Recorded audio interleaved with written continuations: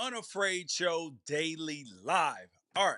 So the NFL playoffs, we know who's playing in the Super Bowl, Chiefs and Eagles, but there's a lot more storylines because why can't Josh Allen beat Patrick Mahomes? And is Josh Allen then overrated? Who would you take if you were starting a franchise, Jalen Hurts or Jayden Daniels? Oh, don't be a prisoner of the moment. I got the answer for you as well. Flau'Jae Johnson and South Carolina had a big problem. So does LSU, South Carolina. We got to talk about that. And NFL owners have no clue what they are wanting when it comes to hiring coaches. That and more here on the Unafraid Show. Like, subscribe, get notifications, and tell a friend. Let's get to it.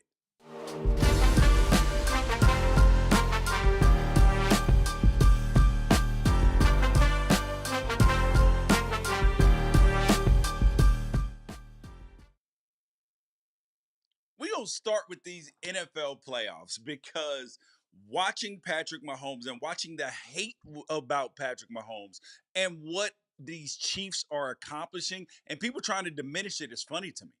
I do not understand why people, well, I'll say it like this. I do not believe that you could have watched that game with a clear conscience and say the referees are helping Patrick Mahomes. You can't. Like at no point in time can you say, oh, well, how about that catch, no catch? Simultaneous catch always goes to the offense. The ball hit the ground. The ball can hit the ground as long as the ball doesn't move. They both had a hold of it. The ball didn't move one single solitary inch. So come on, man. Let's understand what is at stake right now. The Chiefs are in line for their first three-peat and in the first three-peat in NFL history. Like there are a rare amount of teams that have even made it to three straight Super Bowls. And they are now in that conversation with the Chiefs now. You got the 16 to 18 Patriots. You got the 90 to 93 Bills, but they actually went to four straight and lost all four. And then you got the 71 to 73 Dolphins. That's it. Those are the only teams in the history of the NFL to ever do that. And you got Josh Allen and you had Patrick Mahomes playing in that game. And the narrative surrounding this is very interesting because Josh Allen has been propped up. Like he's a guy that has been pointed to by so many people in the media. Oh, he's probably the most talented NFL quarterback of all time. He might be the greatest, like all of those things.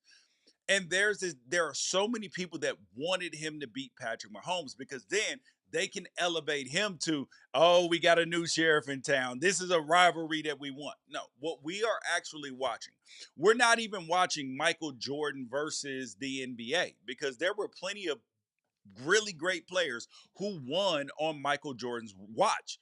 You got Kareem, Magic, Bird, Shaq, Kobe won. Tim Duncan won. Isaiah Thomas won. All of those dudes won. It's not just Ewing, Barkley, Stockton, and Malone that got shut out. There were plenty of people that won during Michael Jordan's whole entire run. What Patrick Mahomes is doing, this ain't normal.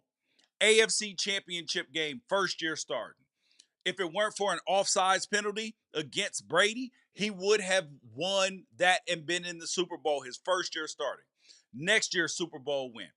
Third year goes to the Super Bowl against Brady. Both tackles out, loses. AFC Championship game. Year 5, Super Bowl win. Year 6, Super Bowl win. Year 7, now he's back in the Super Bowl. If you want to win a championship since Patrick Mahomes has been starting, so for 7 years, you got to go through Kansas City. We have never seen a run like this in sports in the modern era. Like we got to go back to like the Bill Russell Celtics days. And we're in the era of free agency. So to see this and people not really be able to comprehend it and don't like it and want to diminish it is incredible to me. That's the part that I don't understand. But the reason that Josh Allen cannot beat Patrick Mahomes, twofold. First of which is the have you ever known somebody who wants to win so bad? like that they want that promotion. They want that the life that they want. They want to win that football game, and they leave no stone unturned. So there is no part of me that believes that Josh Allen is neither prepared, that he is not working enough, that he's not watching enough film, that none of those things are the issue. Have you ever known somebody that wants something so bad and they squeeze it so tight, like that their whole effort is directed at that? But when it comes down to the actual execution, it just doesn't, like, for some reason they can't get over the hump. It's always something in the way. Like that they're just Sisyphus pushing a rock up the hill. And then once they get damn near to the top, it rolls back over. That's who Josh Allen is. And it's because he wants it so bad and he doesn't know how to relax in those moments and not care. You're like, George, well, why would he need to not care? Let's look at Kobe Bryant, for example. Kobe Bryant, under Michael Jordan, any of the greats, Tom Brady, Patrick Mahomes, they understand the gravity of the moment, the gravity of losing a championship, the gravity of it. But what they do, they don't care in that moment. They are in the zone, they are playing. They're like, okay, I'm not going to be concerned. Like, they're not thinking, oh, should I be conservative here? Should I go be aggressive? No, they are reacting and playing because they have done all the preparation. And at the end of the day, you're either going to win or you're going to lose. If you're so worried about the outcome in the moment or even in the preparation to it, that gets you all tight. The greats, the ones who execute when it matters the most, they understand and do not care about the result until the result is had. Because you're either going to win or you're going to lose. There's two true outcomes. There's no ties allowed. And that's the first reason. And because there's a lot of people that are going to point out that Josh Allen is 0-4 against Kansas City and that the Bills average 28 points. He's got 1,300 yards, 11 touchdowns, one interception. And that this Bills defense is giving up 38, 42, 27, and 32. But here is the truth. There are 3 to 4 plays a game that are separating these dudes. That is it. This isn't some monumental gap, even though it feels like a monumental gap. Prime example. I remember when my son he's a freshman in college now, and he was a junior, I believe. And he was starting to get scholarship offers and interest and all of that stuff. And I remember telling him, I said, son, you have come 85% of the way on a 100-mile journey. You've gone 85 miles. But the last 15 miles that you're about to go to actually sign and go to college and all of that stuff, and then obviously it starts over then. But that last 15 miles is going to be harder than the first 85 because this one's straight uphill. The first 85 was flat. Yeah, there's some hills every now and then, but the last 15 straight up. And that's what Josh Allen is dealing with. And the second reason why is it has nothing to do with him. It has to do with he is just playing against the greatest quarterback that has ever tied up shoes. That's it. That's it. And yes, there is the Bills was the game plan right and everything else. But here is the thing that just rubbed me the wrong way that we have seen so many, like, if you open up your Twitter app, you open up TikTok, whatever it is, and there are so many people breaking down, oh, what Josh Allen did wrong on that play where he threw a ball to Dalton Kincaid that Dalton Kincaid should have caught. They're like, oh, he should have thrown the orbit. There is nothing more frustrating to actual football players or actual basketball, baseball players when you have somebody who may understand the game, know the game, and have a good feel for it, try to tell you what Josh Allen should have done when two unblocked defenders are coming and in the heat when they have no clue how hard it is when you're leaning there to try to get the ball back to the orbit. And he made a great play to begin with. So here is the issue. And this is going to sum up that play in because people will come up with all the takes. Here is the truth.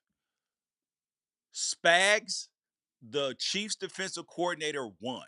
He was setting that play up. He had that in his back pocket and they fooled Josh Allen. When you watch the video, he looks to the left first. And the reason why he looks to the left first is because he thinks he's protected on the right side. Because he's not thinking uh that Duffy for sure is not going to blitz. He's thinking that something else over here is going to trick him. This is why he's looking over here. And then all of a sudden he feels pressure and two unblocked defenders. And he's like, oh, ish. Like, I got to do something here. And he made a play. If Dalton Kincaid catches that ball, it's a whole different story. But what does this mean for Josh Allen's legacy? Is it worse off or better off than Lamar Jackson? That's the question. Because Lamar Jackson has been, like, the last couple of weeks, crucified on this app after losing to Josh Allen on a drop pass that he hit Mark Andrews right in the stomach. Everybody's breaking it down. Oh my gosh, Lamar, paper MVP, can't get it done, all of this stuff. And I'm wondering, where is the same energy for Josh Allen? Now, mind you, both things are actually stupid, right? Because people act like that just because you are a great player, that you are somehow entitled to a championship. They want this Pollyanna world. Everybody gets a chance. You'll get a ring. That there are no happy endings for most people in sports. Your happy ending is Josh Allen's contract and his life that he gets to live, all the accoutrements that come with it for being a longtime NFL quarterback, Buffalo legend, everything that comes with it. That's your win. That's your happy ending. Lamar Jackson may never get a title, but Joe Burrow may never get a title. Neither may Josh Allen. There are there are very few happy endings in sports. And people want that happy ending. They're like, oh, you got to get it done. No, you don't. It doesn't work that way. Just because you are a special talent, that does not entitle you to a championship. These things are earned, they are not given. And there are three things that it takes to win a championship. No matter how great you are, there's obviously talent, there is health, and then there's luck. Those are the three things that matter. And your talent is obviously one. Two, health. Look at the Detroit Lions. Health absolutely derailed their season. Is it different if all their defensive players don't get hurt? Probably. Are they in the Super Bowl? Probably, or maybe. That's the difference. And then you need a little bit of luck. But how can we try to minimize what Lamar Jackson, what Josh Allen, what Joe Burrow, what every team in the AFC has been up against with Patrick Mahomes the last 3 years with the Chiefs? Oh, damn, I caught hamstring cramp. Oh, hold on. Old NFL issue. Down here moving the legs. All right, so what they've been up against is basically mistake-free football. That's what the Chiefs have been playing. Turnover-free football for basically 3 straight years. And people are wondering, I wonder why this is so. The biggest determination between winning and losing in the NFL is turnovers. Turnovers. And when they turn the ball over one time in 3 years in the playoffs, and people are like, oh, it's the refs, it's it. No, they do not beat themselves. That's why Josh Allen can't win. Now, the next question is, would you take Jalen Hurts or would you take Jayden Daniels if you were starting an NFL team right now? And those were your two options. Because the narrative coming into the game on Sunday was that Jalen Hurts was the fourth best quarterback left out of the four. And he was the player holding the Eagles back. And what does he do? 20 for 28, 246, touchdown, and 3 rushing touchdowns. I mean, that was the narrative. And then about Jayden Daniels is that he actually might be enough himself to overcome the massive talent discrepancy between the two teams. And that he was the most ready to play and everything else. But here is what I will tell you. This is Jalen Hurts' second Super Bowl in 5 years in the NFL. 5 years. But you're telling me that you would take a rookie over that?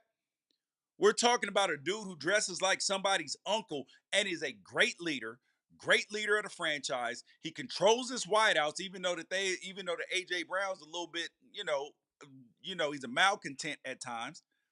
Keeps that on the radar. Company man, everything that you need to do. That's what you got. But you want to trade it for a lottery ticket.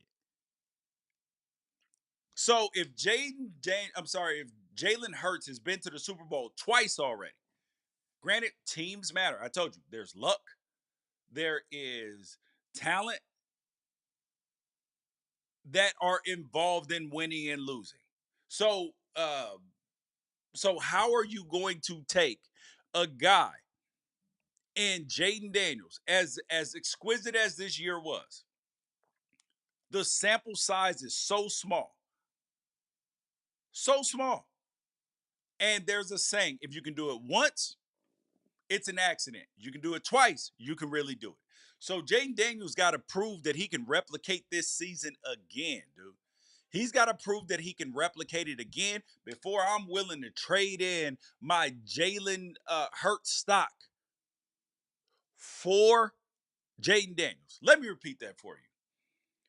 If you do it once, it's an accident. If you do it twice, you can really do it. So there is not a snowball's chance in hell I am trading in my Jalen Hurts stock for Jayden Daniels stock at this point in time.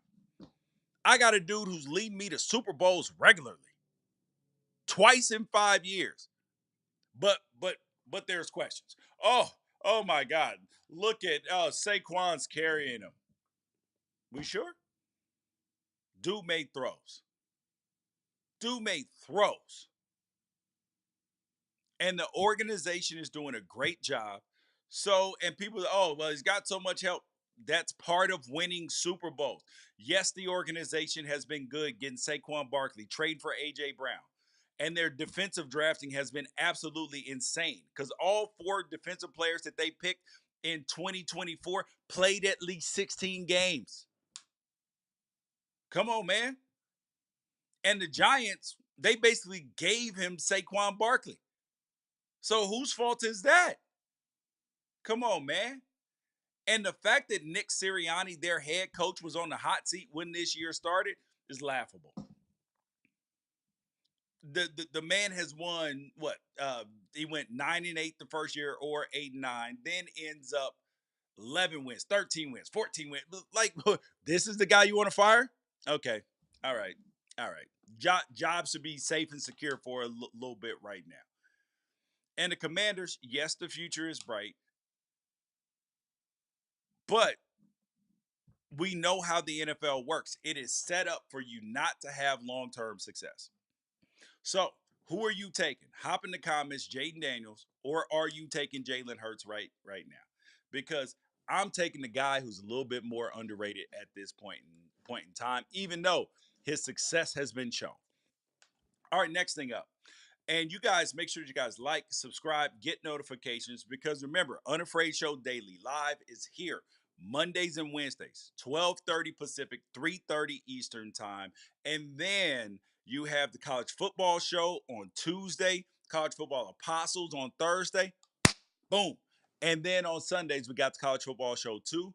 We're going to get into our speaker series where we are going to be traveling around talking to industry leaders in college football, head coaches, and everybody else in between. So y'all stay on tap for that. All right, the next thing I wanted to talk about before we get to the NFL hires and how NFL franchises have no clue what they're looking for with their coaches, I want to talk about what happened with LSU and South Carolina. in women's basketball. And you're like, George, how does this matter? Well, check this out. Stay with me here. Because this is an extension of Angel Reese and company at LSU and that rivalry with Don Staley and everybody at South Carolina. So what happened is Friday, Don Staley in South Carolina gave Kim Mulkey and LSU their first loss of the season. And now Staley is 5-0 against LSU. Huge pay raise, $4 million a year, everything else. But here is where the controversy happened, is that after the game, the in-house DJ for South Carolina decided to play a song called Cut Friends. And the rapper's name was Camouflage. And he played it was played. She played it right after the final buzzer sounded. Now, here's the issue though, because you're like, a song, how could the song have been that bad? Okay, here's the issue. The rapper, his name was Camouflage, Jason Akil Johnson. And I say was because the dude was killed over 20 years ago. So you're like, okay, why does that matter? Because his daughter is LSU star Flau'Jae Johnson. And he got killed while Flau'Jae was still in her mother's womb. And the DJ known as DJ T.O. is a female graduate of South Carolina, older, like not a young DJ, and essentially acknowledged on her personal Instagram that that was a troll job. She got suspended for the game, but it was Flau'Jae that called it out because I'm not sure if anybody even knew that that had happened. I believe that this was 100% out of bounds. However, I was trying to think because I always try to look at things from both points of view. So, is it possible that the DJ knew that that was Flau'Jae's dad, but didn't know that Flau'Jae's dad had died? Is that possible? Is it possible that yes, it was? I mean, because social media for teams and all of this stuff, they trade jabs all the time. But the question is, where's the line? Where's the line? Because I saw this as completely. I'm like, that was too much. Playing her dad's song. Had her dad been alive, 100% inbounds. 100% inbounds. I am here for it. I'm not mad. But the fact that the man had passed away and that this is something that there is no doubt that Flau'Jae Johnson has been dealing with. I know this more than anybody probably, well, very few people understand this like I understand this. Because my family, we have a blended family. My oldest daughter, her dad passed away when she was 10 weeks old. 10 weeks. So I understand how she feels about the absence of her father, her biological father.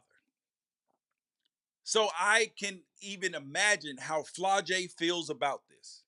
Because I have been through it. I have seen my daughter talk about it. We have extensive conversations throughout the years about it. So I understand how this could be extremely hurtful. And truthfully, a 1 game suspension would probably not be enough for me if if there was any way to know for sure what was in the DJ's heart. If the DJ knew that the man was dead, I need to if I'm Flau'Jae, I want a pound of flesh, to be honest with you. But if the DJ didn't know, if DJ TO didn't know, now I'm gonna offer a little bit more grace, and now the world knows. So that's that. What do you think should happen to the DJ? Should the DJ have been fired, or was this that far out of bounds? All right, next thing up, the NFL, the owners, they have no idea what they want when it comes to hiring coaches. And this is why you've had so much drama this offseason when it have come to coaches. Now, the Chicago Bears and other teams they interviewed umpteen candidates. Like, how are you interviewing like 15 guys for your head coaching that you even announced for your head coaching job? How? Others interviewing 9, 10, 12 guys. So what typically happens is when they are looking for head coaches, they obviously, the new hot shots in the league. You got Aaron Glenn, you got Ben Johnson. They're all hot shotting around the league. Feels good. And those names are always going to be at the top of the list. But then a lot of times these owners will hire search firms to tab who the next coach should be. But the owners don't know what they really want. Because if you are going to tab a search firm, you have to give them better criteria or somebody to help you. You can say, do I want an offensive coach? Do I want a defensive coach? Do I want a players coach? Do I want somebody who's been a head coach before? What are the things that I'm actually looking for? As opposed to, well, oh yeah, I resonate with that guy right there, right there. And this is exactly the problem that there has been with the Rooney Rule in the NFL. It is not that, like, there, of course there is inherent bias in people and all of this stuff. I do not believe that this is just for the majority. Like, could there be a racist owner? Sure, right? But that for the most part, that this is just not overt in your face racism. I believe that this comes down to people's personal bias. And because if I sit down with somebody that I'm interviewing to hire for the Unafraid show, of course I'm looking for competency on the resume, right? So that's given, once you pass the resume competency, now we get to talking. Now, as the boss, at some point in time, there's somebody that I'm going to feel good about, that I resonate with, whether he reminds me of my son, my uncle, my nephew, my dad. Like, something is going to strike where I believe in this person. And this is the problem, is that there are so many NFL owners who are obviously older that do not like what we heard about Mike Tomlin when he interviewed outside of the Steelers. They say, oh, he's a little too hip hop. Turns out this is one of the best leaders of coaches that we've had in the NFL in a very long time. That this man is a ultimate leader. But the owner didn't resonate with him like that, and that is 100% understandable. But the question is, how do you change those things? Because the owners have to start getting a criteria for what they want, and this is why you've had drama surrounding it. And one of the drama situations was with Liam Coen going to the Jaguars from Tampa Bay, because the dude signed 5 years at $12 million. That's a lot of money for Liam Coen, who was not, it didn't feel like, being sought out and high priority by other teams in the NFL. So here's how this drama goes. So the Bucs encouraged Coen to do a Zoom interview. Then they make him a verbal offer to be the highest paid assistant in the NFL. Coen then agrees, doesn't show up to sign his contract because he actually went to do an in-person interview with the Jags. Dude snuck out the back door while the parents were sleeping upstairs. And then the Jags were afraid that the Bucs would make Coen a promise to be the head coach in waiting. So they canceled their interview with Robert Saleh and told Coen that he could pick the new GM. Now, mind you, the Balky, who was the original Jags GM, uh he's not been on the top of the list for coaches in terms of the guy that they wanted to build the team with. So then the Jags eventually like, F it, we'll fire Balky. And then that's where things turn with Coen. Because Coen, he helped Baker Mayfield lead the league in touchdown passes. The Bucs are gonna be on their third OC in 3 years after firing Byron Leftwich and then losing Dave Canales to the Panthers. And now Todd Bowles is on an expiring contract. So this is a whole nother piece of drama. And it's because the team didn't really know what they wanted.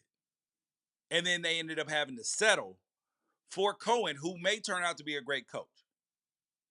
And fans, they want a big shiny name, but big shiny names ain't always it. Got to get good people. And then look at what Dallas did with what Jerry Jones did, hiring Brian Schottenheimer. Could he be successful? Yes. But does this also look like the exact same thing that Jerry Jones has been doing, hiring coaches who he's going to be able to bully around and still call all the shots with the team. Think about that. Because Brian Schottenheimer came to the Cowboys as a consultant before he replaced Kellen Moore as offensive coordinator 2 years ago. And you wanted to allegedly keep Mike McCarthy. So how did this happen? How did this happen? I mean, but just think about this. The only other Dallas Cowboys head coach to be hired without coaching experience was Dave Campo, who was 15-33 from 2000 to 2002. I'm just saying. I mean, and so Jerry Jones didn't know what he was doing. Now there is one team that I do feel like had at least a real plan, and that's the Las Vegas Raiders. They're trying to stabilize what's going on. Do I think that they should have fired Antonio Pierce? No. Do I think he had a fair chance? Nope. But they hired Pete Carroll on a 3-year deal. Dude has only had 4 losing seasons in his career. And this is a move to stabilize the franchise because Pete Carroll's 70 some years old. He ain't going to be coaching that long. But if you can get 3 years of stability to build up a program, build up a culture, and then he either bounce and help you hire the new coach, or he stay around because he's having fun and y'all are winning. That's the difference. Is that the Raiders wanted Ben Johnson. Then when they couldn't get him, they were like, nah, nah, nah. We going with Pete Carroll. Which makes sense for a team that's been relegating or to bottom feeding for 2 decades, basically. So you guys let me know what you guys think. How did the hires go? Who would you have hired? And I thank you for your time. I thank you for your energy. This is the Unafraid Show. Come back tomorrow. All sorts of content. Peace out.